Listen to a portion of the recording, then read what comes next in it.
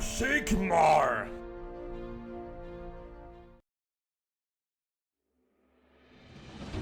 La Era del Caos, parte 2. Amigos míos, recordar, darle like, comentar y suscribiros al canal. Espero que disfrutéis de esta era de muerte y destrucción. Archaon aprovechó la conquista de Gotizar, la Unipuerta de Sis, para enviar sus ejércitos a la conquista de todas partes.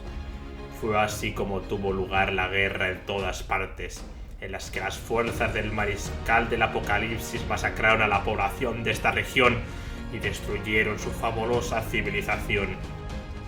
Una a una el resto de Omnipuertas fueron conquistadas, exceptuando la que comunicaba con el reino de Azir. Todas partes había caído y una marea de caos se extendía por todas las tierras. El propio Todas Partes estaba corrupto, convertido en 8 partes, una ruta directa hacia el reino del caos.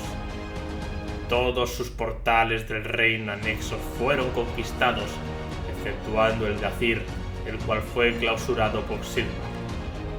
La victoria del Mariscal del Apocalipsis en las guerras del Nexo fue la antesala del dominio total del caos en los reinos mortales.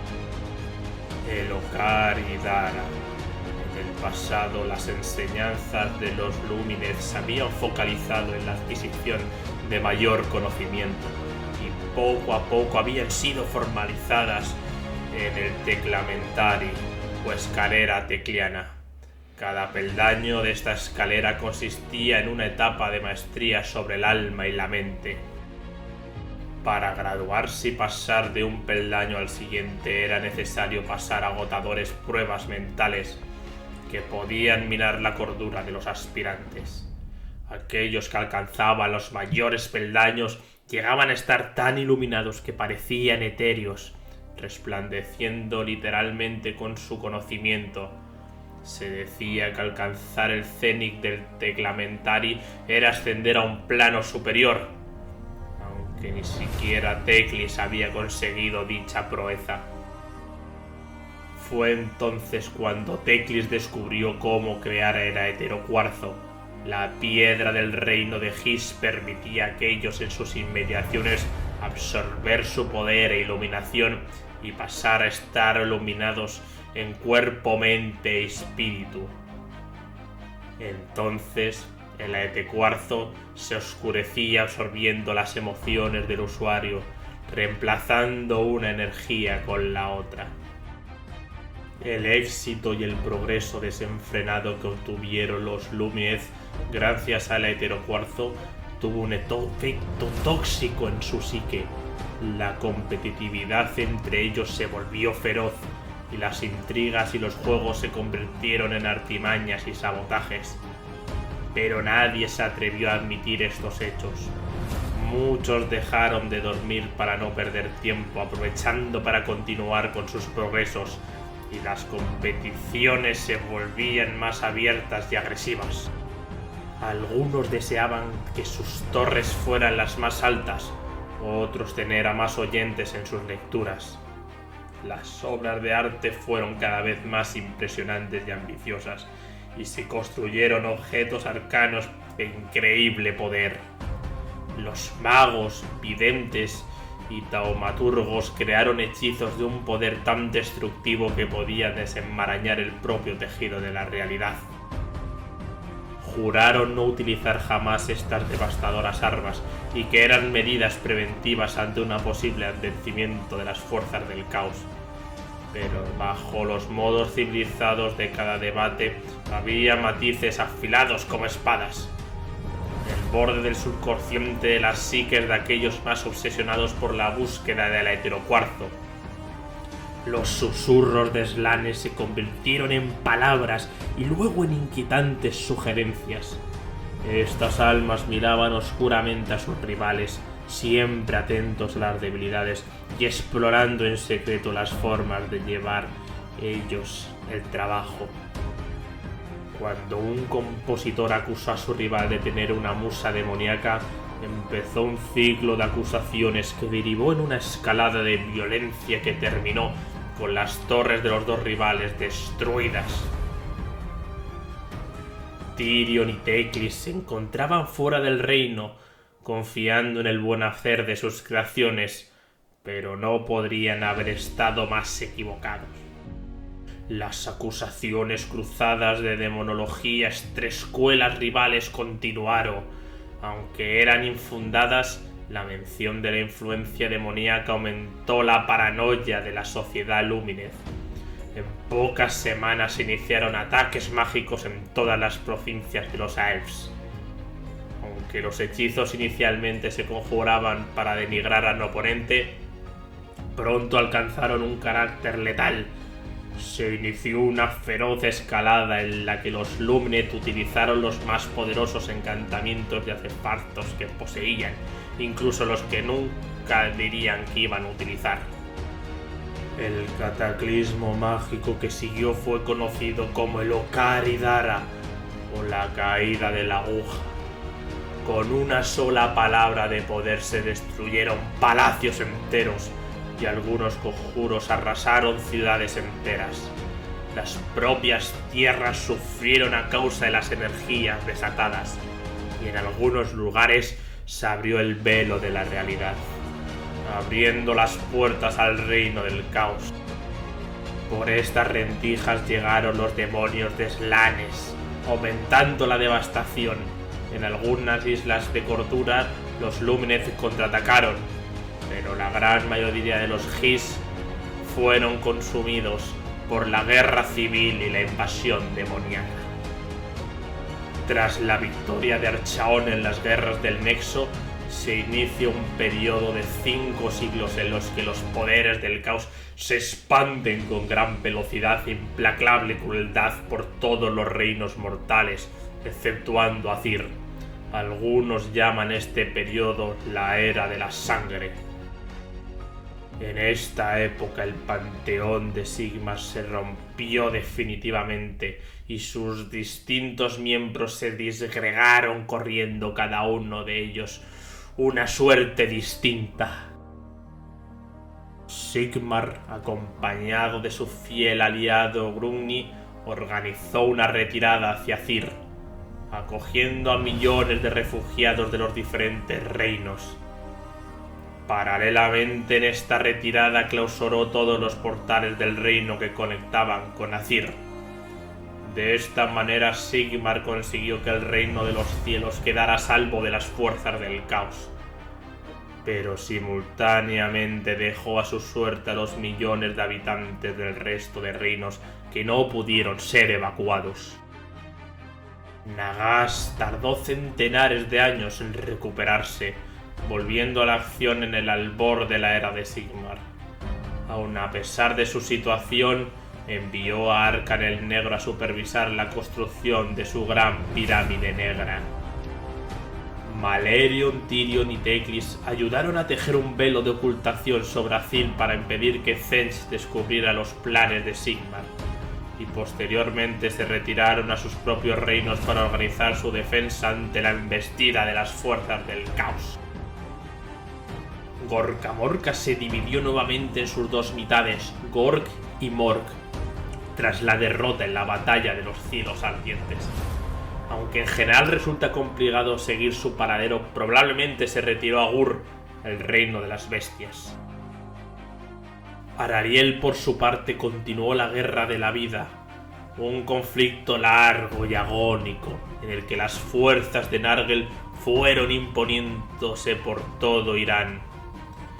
Presa de la desesperación, Arariel terminó refugiándose en parajes ocultos e incorruptos, mientras muchas de sus hijas e hijos intentaron infructuosamente liberarse de sus invasores.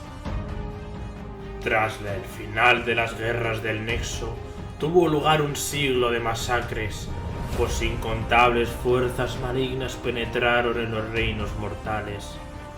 Una punta de lanza de Bloodthirster se adentró en la ciudad amurallada de Ulgaroth, anegando sus calles con sangre. La ciudad de Chamontarg quedó indefensa frente al pandemonio de Zetch, y hasta el último habitante fue transmutado en piedra. La plaga pútrida exterminó las mayores civilizaciones de Irán. Gorgo Skull bañó en sangre las tierras del gran erial de Axi. Las botas de hierro de Archaon aplastaron el último gran reino de la humanidad, el Imperio Lántico. Imperable la desesperación, las tierras mismas se desmoronaban. Los límites de la realidad comenzaron a fundirse con un mar de locura, un nuevo reino del caos. Archaon reclamó la región de todas partes como su propio dominio, ya lo que lo consideraba un perfecto bastión desde el que lanzar sus cruzadas impías por toda la realidad. Empezó la construcción de Torre Varán, su gran fortaleza. En sus más alta torre se situaron portales que comunicaban con los reinos del caos, de manera que legiones demoníacas enteras podían acudir rápidamente en apoyo de los ejércitos del mariscal del apocalipsis. La fortaleza se convirtió también en el campo de entrenamiento para las fuerzas de la Varanguard, la fuerza de élite de Archaon. El elegido de los dioses oscuros también ordenó la construcción de una red de calzadas fortificadas que llevasen a los pórticos conquistados, estando estos mismos protegidos por unas extrañas formaciones de fortalezas y atalayas interconectadas. Gracias al control sobre estos portales, exceptuando el que llevaba Cir, los ejércitos de Archaon adquirieron la capacidad de viajar rápidamente entre un reino a otro, acelerándose así sus conquistas. Bajo su puño de hierro, todas partes se transformó en una potencia militar e industrial, y se le concedió un nuevo nombre que resonaría con infamia por todos los reinos mortales: 8 partes. Tras la clausura de sus portales, se inicia en Azir el periodo conocido como la Larga Espera. Durante centenares de años los refugiados del resto de reinos mortales deben esperar a que Sigmar prepare su reconquista. Estos se asientan principalmente en la ciudad de Azireim, enclave que se convierte en una masiva urbe en la que conviven multitud de razas y culturas distintas. Con la ayuda de Grungni, Sigmar diseña su ejército definitivo, los Stormcast Eternals.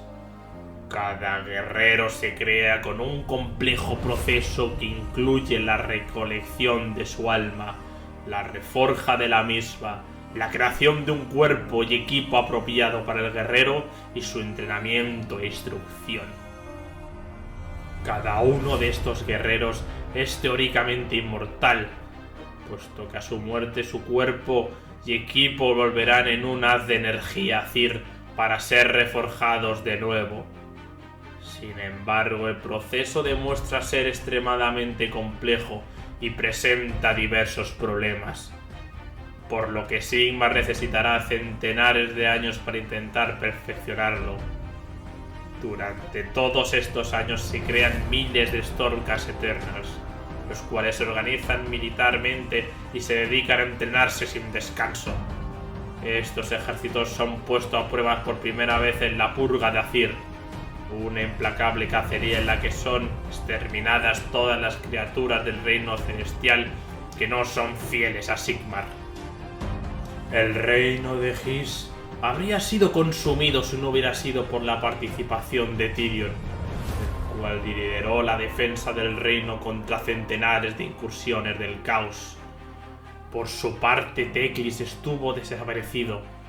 La mente del archimago voló hacia la luna de His, Celenar, y consiguió entablar contacto con su espíritu. Consiguió convencer a Celenar de la necesidad de combatir a la amenaza del caos, y un mes más tarde volvió junto a su pueblo acompañado por una esfinge que personificaba el espíritu de Celenar. Teclis tomó a los más desinteresados y arrepentidos entre los Lúmenes, aquellos que buscaban una vía para luchar contra la obsesividad que habían estado cerca de condenar a su raza. Estos aprendieron a vincularse con su propio reino, fundando los templos de Elementary. Estos elfos abandonaron sus posesiones materiales y preconcepciones y estructuras de conocimiento para vincularse con el río, la montaña, el viento o el cenit. Así se inició la Guerra de la Reivindicación. Tyrion declaró el Decreto Tyrionico, por el cual se creó la hueste armada de los Vanari. Se logró en un principio contener a las fuerzas invasoras, y pronto se reconquistaron regiones. Aquellas que habían estado cerca de su destrucción fueron satificadas y estabilizadas con vastos símbolos geománticos inscritos en la tierra. Tras la captura de Slanes, todos sus seguidores sintieron que su dios había desaparecido. Aunque algunos pretendieron ocupar su puesto, otros muchos se embarcaron en una búsqueda incansables por los diferentes reinos, rastreando incansablemente en pos de alguna pista sobre el paradero de su deidad. Muchos de estos buscadores se sienten atraídos por los reinos de Hys y Ulgo. A causa de las maquinaciones de Morathi, la cual manipuló el reparto de almas de Aelfs a su favor, el delicado equilibrio del hechizo que mantiene prisionero a Slanes se ve alterado. El dios del caos pasó a estar más cerca de Ulgo, atrayendo así a un enorme número de sus seguidores al reino de las sombras, iniciándose la guerra de las sombras. Mientras las fuerzas del caos asolaban los reinos mortales, la cónclave de poderosos Slans debatieron en un largo concilio telepático en el que refinaron su plan para destruir a los dioses del caos. Por todos los reinos sus constelaciones golpean a los ejércitos de los poderes ruinosos, manipulándolos en muchos casos para que se sigan los designios de los Slans. Sin ser conscientes de ellos, muchos mortales pudieron acceder a la relativa seguridad de Azyr antes de que Sigmar cerrara sus puertas gracias a las acciones de los Seraphon. Mientras multitud de reinos eran asolados, los Skavens aprovecharon. El clan Verminus y el clan Ick obtuvieron las mayores ganancias de esta desolación generalizada. En su posterior lucha por el poder en Plagópolis, arrastraron a toda su raza a una despiadada guerra civil de 20 años. Finalmente, el clan Verminus obtuvo el apoyo del clan Pestilence y en solo 2 años terminaron la aniquilación del clan Ick. Aunque esto no significó el fin del conflicto, alargándose durante muchos años más. No fue hasta el decreto de Screech cuando la gran guerra civil finalizó completamente, otorgándole el poder al Master Clan y redirigiendo nuevamente los esfuerzos de los Skavens a la conquista de los reinos mortales. Paradójicamente, la mayoría de los seguidores de Gorka Morka, la Era del Caos fue un regalo de su dios, un tiempo de bonanza que les permitió guerrear incansablemente contra las fuerzas del caos. Para la raza Orruk, la Era del Caos significó la aparición de los Iron Jaws, los Orruk más grandes, fuertes y violentos que jamás hayan existido. Los Iron Jaws afirman que el propio Gorka Morka fue el que los creó. En cualquier caso, estos orcos no tardaron en labrarse una violenta reputación y constituyen uno de los principales oponentes para las fuerzas del Caos en Gur, el reino de las bestias. Entre los ogros de los Beastclaw, este tiempo fue conocido como el festín del cazador. Las presas abundaron y los bordes de la civilización se encontraron fragmentados por las guerras entre los invasores del caos y las otras civilizaciones. Los ogros se encuentran con grandes extensiones libres para cazar y los Alfrostun crecen poderosos en estos años. Sin embargo, la mayoría de tribus Groth se retiraron al inframundo, huyendo del conflicto. Estas tribus, adoradores de facetas de Gorka Morka como la luna malvada o el dios araña, proliferaron durante estos años creando sus propias fortalezas y reinos subterráneos. Las cortes carroñeras. El hambre y la devastación azotaron duramente a muchos reinos humanos durante la Era del Caos. Presos de la desesperación, muchos supervivientes se vieron obligados a tomar medidas drásticas para poder sobrevivir. Este ambiente fue propicio para que proliferaran las demenciales reinos de los Flesh Eaters. En su delirio, los habitantes de estas naciones se consideraban nobles y valientes, luchadores que defienden sus tierras contra el invasor. Pero la dura realidad es que estos reinos se convierten en tierras inhóspitas, habitadas por necrófagos carroñeros que se alimentan de aquellos incautos que caen en sus garras. Los Duardin, con Grimnir fuera de combate, la única divinidad a la que podían acudir los Duardin que quedaron fuera de Azyr era Angrugni, pero el dios de la forja sabía que su pueblo, al igual que el carbón, se hacía más fuerte y brillante bajo la presión extrema. Grugni dejó a sus hijos defenderse solos, incluso cuando el azote del caos derribó cada reino de las montañas y destruyó y desangró cada fortaleza. La culpa que llegó a acumular en su corazón el dios Duardin fue tan grande que antes del fin de la Era del Caos abandonó Azyr para retirarse a un destino oculto en el que reparar sus profundas heridas. Pero estos sacrificios no fueron en vano. Grugni ayudó a Sig para crear el yunque de la apoteosis y los crisoles de la reforja, elementos esenciales para la creación de los futuros ejércitos de Azyr. En este proceso el aliento de Grunir se mezcló con los subproductos de su divino trabajo, y el dio pie a Etor Oro, el elemento primordial que utilizaron algunos Duardin que, acosados por los ataques del caos, decidieron abandonar sus reinos y dirigir sus esfuerzos hacia los cielos.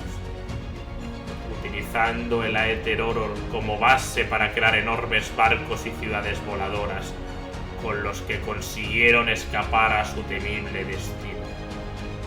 En estos años los Duardin medraron comerciando entre ellos, creando una civilización propia y pasando a ser conocida como los Caradhras Overlords.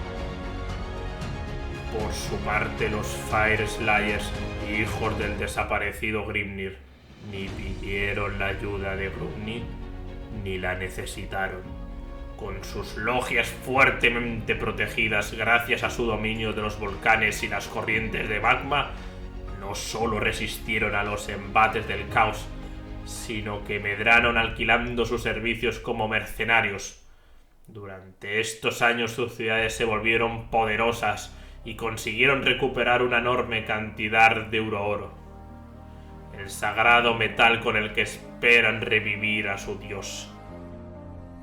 Los Aelfs, conocidos como los Idoneth Deepkin, fueron creados por Teclis durante la era de los mitos a partir de almas rescatadas de las profundidades de Slanes. Temorosos de que este dios del caos los volviera a atrapar, se ocultaron en las profundidades de los océanos, pero al poco descubrieron con pesar que necesitaban capturar almas de otros seres para asegurar su supervivencia. Durante estos años los Idoneth aprovecharon el caos reinante en los reinos para efectuar asaltos rápidos y seguros a la superficie. Aunque durante esta era guerrearon contra las hijas de Caín y uno de los enclaves fue descubierto por fuerzas de Slanes, es indudable que los Idoneth proliferaron durante estos años. El peor legado de la Era del Caos fue sin duda la degeneración que sufrieron los propios reinos mortales. Con el paso de los años, la corrupción del caos empezó a deformar la geografía de los territorios. Ya fuera por el efecto de rituales oscuros, portales del reino corrompidos o invocaciones demoníacas o alguna combinación de estos factores, algunas zonas empezaron a asemejarse más y más a los reinos del caos. Esta transformación variaron dependiendo del dios al que fueran consagradas, pero en todos los casos las tierras se volvieron paulatinamente más inhabitables e inhóspitas. Esta tendencia se mantuvo durante todos estos años y solo empezó a revertirse con el inicio de la era de Sigmar. Y con esto, damos concluido la era del caos. Bueno chicos, espero que hayáis disfrutado este episodio de Warhammer Age of Sigmar. Ya hemos acabado por fin la era del caos, una época preciosa para seguidores un poco caóticos como yo. Y con esto ya empezamos luego la siguiente fase, que será en las próximas semanas, que es la era de Sigmar, ¿no? Con la llegada de los Stopgas, que ya los hemos mencionado un poco hoy, pero ya van a coger más importancia y bastante más relevancia, ¿no?